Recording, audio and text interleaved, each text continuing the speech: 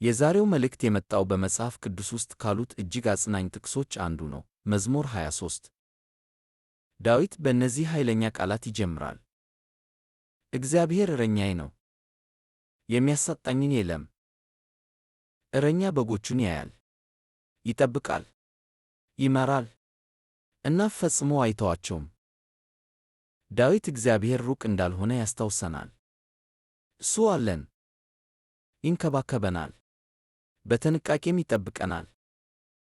ዳዊት እንዲህ ሲል ቀጠለኩ፣ በለመለመ መስክ ያሳድረኛል፣ በዕረፍት ውኃ ዘንድ ይመራኛል። ነፍሴን መለሳት። እግዚአብሔር ስንደክም ያውቃል፣ ድንጋጤ ሲበዛብን ያውቃል፣ ነፍሳችንም መቼ ዕረፍት እንደሚያስፈልጋት ያውቃል።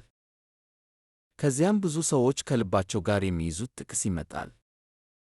በሞት ጥላ መካከል እንኳ ብሄድ ክፉን አልፈራም፣ አንተ ከእኔ ጋር ነህና። ይህንን ልብ ይበሉ። ዳዊት በሞት ጥላ መካከል እንኳ ብሄድ አላለም። በሸለቆ ውስጥ ብንሄድ አይናገርም። መቼ እንደሆነ ይናገራል።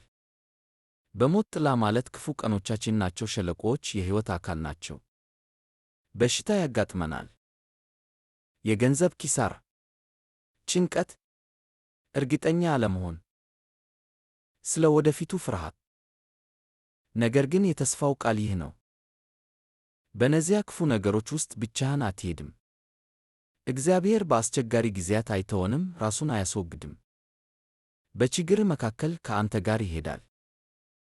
ዳዊት እንዲህ ሲል ይቀጥላል፣ በትርህና ምርዝህ እነርሱ ያጸናኑኛል። የእግዚአብሔር መገኘት መጽናኛን፣ መመሪያን እና ጥበቃን ያመጣል፣ መንገዱን ባልረዳም እንኳ። በመጨረሻም ዳዊት እንዲህ ሲል ተናግሯል፣ ቸርነትህና ምሕረትህ በሕይወቴ ዘመን ሁሉ ይከተሉኛል፣ በእግዚአብሔር ቤት ለዘላለም እኖራለሁ። በመልካም ቀናት ብቻ አይደለም፣ ነገሮች ቀላል ሲሆኑ ብቻ አይደለም፣ ነገር ግን ቀኑን ሙሉ።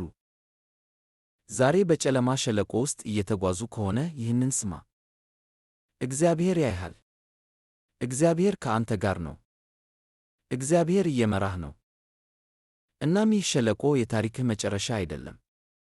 በእግዚአብሔር ታመኑ፣ መራመድዎን ይቀጥሉ። እረኛው ከጎኖ ነው። ይህ መልእክት ካበረታታዎት ለተጨማሪ የመጽሐፍ ቅዱስ ታሪኮች እና ሳምንታዊ ማበረታቻዎች እባክዎን ላይክ እና ሰብስክራይብ ያድርጉ።